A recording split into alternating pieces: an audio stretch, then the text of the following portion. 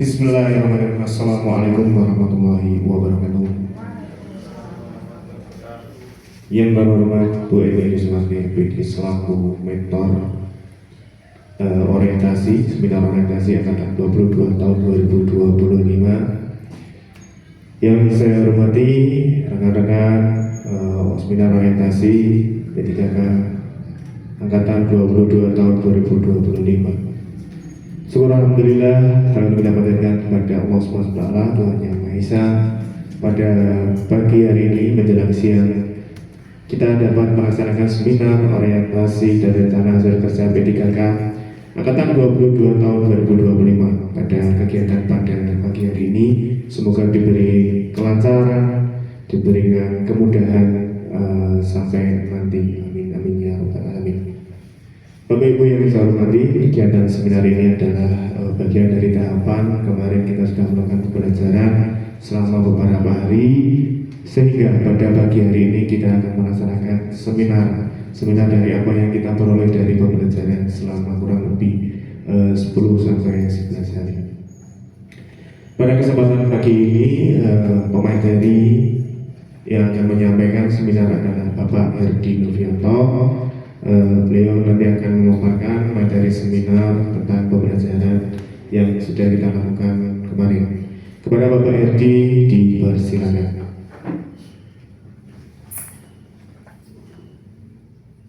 Terima kasih Bapak Adil atas waktunya.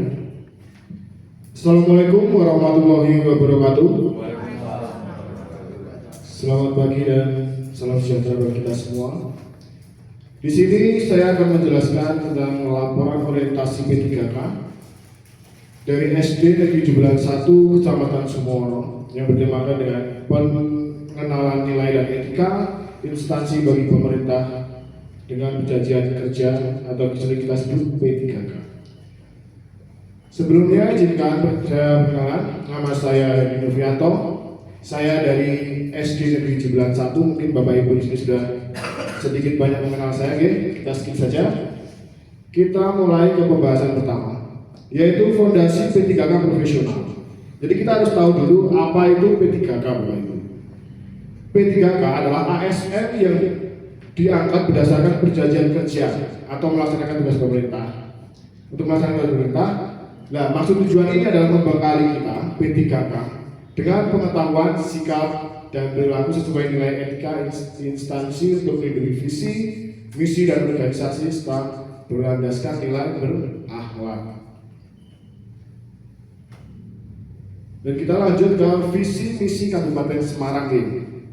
Visi Kabupaten Semarang khususnya tahun 2025 sampai 2029 adalah bersatu, berdaulat, berkepribadian, sejahtera, dan mandiri. Yang sering kita kenal adalah berdikari, Bapak Ibu.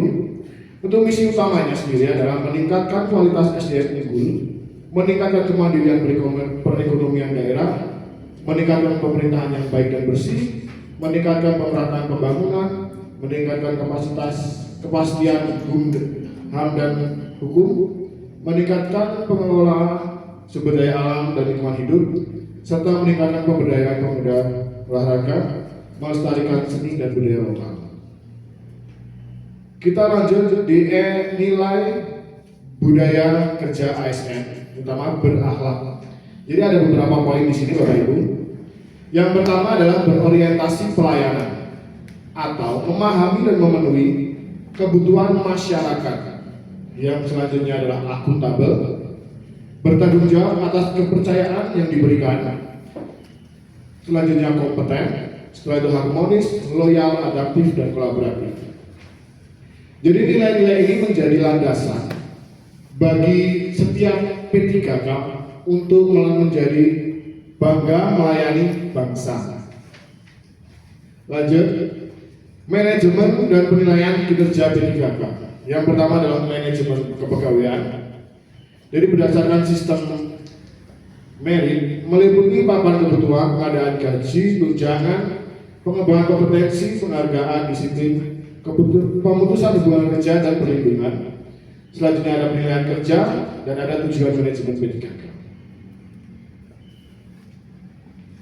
Nah, selanjutnya kita bahas visi dan misi Disdikbudpora Kabupaten Semarang atau Dinas Pendidikan, Kepemudaan, dan Olahraga. Jadi visinya sendiri adalah terwujudnya insan yang berkarakter dan kompetitif berlandaskan gotong royong. Jadi bersama-sama nih Bapak Ibu. Dan misinya sendiri adalah menyelenggarakan pendidikan bermutu, akses pendidikan merata dan terjangkau, kualitas SDM unggul, beriman bertakwa, berkepribadian, menguasai iptek atau ilmu, pengetahuan, dan teknologi. Dan yang terakhir adalah memberdayakan pemuda, olahraga, pelestarian seni dan budaya lokal.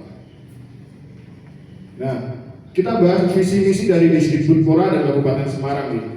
Tentu tidak adil kalau tidak bahas visi misi SD Negeri 71 nih Bapak Ibu. Jadi visi dari SD Negeri 71 sendiri adalah terbentuknya siswa-siswi yang cerdas, beriman dan berakhlak mulia, santun, terampil, mandiri, atau sering kami sebut santri ceria atau ceria santri, sama saja gitu Bapak Ibu. Misi utamanya adalah menumbuhkan penghayatan terhadap ajaran agama yang dianut dan juga budaya-budaya bangsa sehingga menjadi sumber kearifan dalam bertindak. Kita poin-poin selanjutnya adalah yang ada di layar Bapak Ibu. Untuk mempersingkat waktu saja, kita langsung masuk di rencana hasil kerja. Nah, rencana hasil kerja ini saya mengambil ada 3 poin, yaitu yang pertama dari BSM, Bantuan Siswa Miskin dan PIP, Program Indonesia Pintar, Ibu. Serta yang kedua adalah dari data pokok pendidikan atau sering kita kenal dengan nama Dapodik. Dan yang terakhir adalah laporan bulan serta absensi guru dan karyawan. Nah, di sini saya akan berfokus pada BSM dan PIP, Bapak Ibu. Apa itu si PIP itu? PIP kan Program Indonesia Pintar. Jadi program ini adalah program pendidikan dari pemerintah Indonesia, tentunya untuk memberikan pendidikan kepada anak-anak agar mendapatkan pendidikan yang layak di Bapak Ibu. Sasarannya sendiri apa? Sasarannya sendiri adalah usia sekolah. Usia sekolah itu dari usia 6 sampai dengan 21. Nah, sasaran sendiri itu ada di yang siswa rentan miskin ataupun siswa miskin. Seperti itu Bapak Ibu.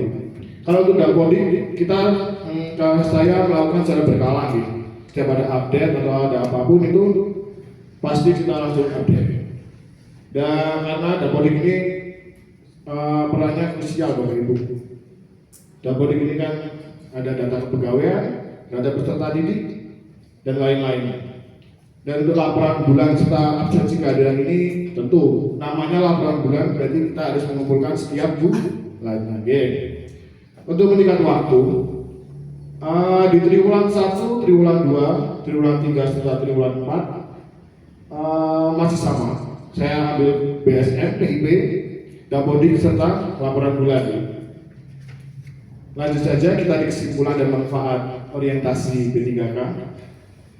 Yang pertama, meningkatkan kompetensi. MOC meningkatkan pedagogi, teknis dan manajerial P3K sesuai bidang tugas masing-masing. Yang kedua ada adaptasi teknologi. Yang ketiga ada penguatan karakter dan profesionalisme. Dan yang terakhir adalah dukungan kinerja daerah, Bapak Ibu. Sekian presentasi dari saya. Jika ada salah kata, saya mohon maaf sebesar-besarnya. Waktu dan tempat saya kembalikan ke moderator. Terima kasih. Ya, terima kasih kepada Bapak Edi yang sudah memberikan materi yang sangat luar biasa. Semoga materi yang beliau paparkan itu menjadi manfaat bagi kita semua. Baik Bapak Ibu, untuk mempersingkat waktu, apabila ada yang mau bertanya, akan saya beri kesempatan untuk 2 penanya. Silakan angkat tangannya, sebutkan nama dan tempat atau instansi kerja dari mana. Seperti itu, silakan. Oke, yang pertama, monggo.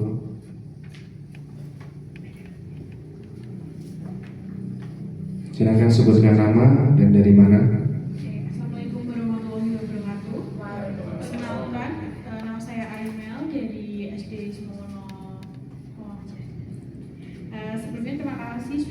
kesempatan untuk bertanya. Saya ingin bertanya kepada Saudara Hedi, jika ada orang tua atau wali murid yang bekerja sebagai ASN, apakah bisa anaknya mendapatkan PIP? Terima kasih. Sekian pertanyaan dari saya. Oke, penanya yang kedua, silakan sebutkan nama dan dari mana. Ya, perkenalkan nama saya Sudianto dari SD Negeri Candipuro 2. Untuk PIP itu kan banyak permasalahan ya Pak SD ya. Itu bagaimana jika waktu pengusulan itu sebenarnya tidak mampu, dan waktu penerimaan itu orang tuanya sudah mampu, itu bagaimana Pak? Dan untuk PIP ya, itu kan banyak katanya banyak yang tidak tepat sasaran, itu bagaimana Pak mengatasinya Pak? Terima kasih pertanyaan dari saya. Ya, terima kasih kepada Mbak Ahmed dan Pak Sudi untuk pertanyaannya. Untuk Mbak Hedi, silakan langsung dijawab saja untuk mempersingkat waktu. Baik, pertanyaan spesial. Terima kasih dari Ibu Imel serta Bapak Sudianto. Sebelumnya kita beri aplaus dulu untuk mereka berdua. Jadi pertanyaan pertama adalah bagaimana kalau orang tuanya adalah ASN atau TNI atau Polri gitu ya. Tentu yang saya utarakan ada dua jawaban sebenarnya Bapak Ibu. Yang pertama tentu tidak bisa, karena ASN, TNI, Polri itu sudah dianggap berpendapatan layak. Sedangkan PIP dan DSM ini kan sasarannya adalah untuk siswa yang miskin atau rentan miskin. Begitu Ibu G. Dan yang kedua adalah dari Bapak Sudianto. Itu bagaimana agar tepat sasaran nih Bapak G. Ya tentu dari data itu, dari data Dapodik kita harus update terus. Nah, jika data Dapodik dari siswa serta keluarga itu kita update, jadi kita tahu nih siapa yang pendapatannya menengah atau bahkan kurang. Nah, terus yang kedua tadi, bagaimana dengan yang tidak tepat sasaran gitu? Tentu itu kesadaran dari wali murid sendiri gitu Bapak Ibu gitu. Karena dari sekolah kan kita mengajukan, jadi tetap dari sana itu disaring lagi dan yang turun itu semua dari dinas, seperti itu Bapak Ibu. Jadi kita kesadaran dulu lah, kesadaran dari wali muridnya. Kalau kira-kira berasa mampu, kok diterima, nah itu kan kita tahu dia. Seperti itu Bapak Sudianto dan Ibu Imel, semoga bisa menjawab pertanyaan dari rekan-rekan juga. Demikian jawaban dari saya. Akhir kata, wassalamualaikum warahmatullahi wabarakatuh. Waalaikumsalam. Terima kasih kepada Mbak Hedi atas jawabannya yang sangat memuaskan. Sudah tidak ada yang mau bertanya lagi? Kalau tidak ada, saya persilakan untuk Bu Eni Rismawati MPD untuk memberikan review atau tanggapan dari pemateri Bapak Hedi Novianto. Silakan Bu. Matur Pak Asdun, salah lagi nyebut nama saya. Nanti denda beberapa putih ya. Assalamualaikum warahmatullahi wabarakatuh. Biar nggak tegang. Selamat ya Pak Hedi, tepuk tangan dong untuk Pak Hedi. PPT-nya keren ya. Ada yang gerak-gerak gitu ya Pak ya. Muncul nama, muncul foto, cerik keren. Bikin sendiri Pak. Keren, tepuk tangan lagi. Selamat sudah menjadi ASN P3K. Di antara sekian kelihatannya jenengan yang paling muda. Ya, betul. Kelihatannya, iya betul.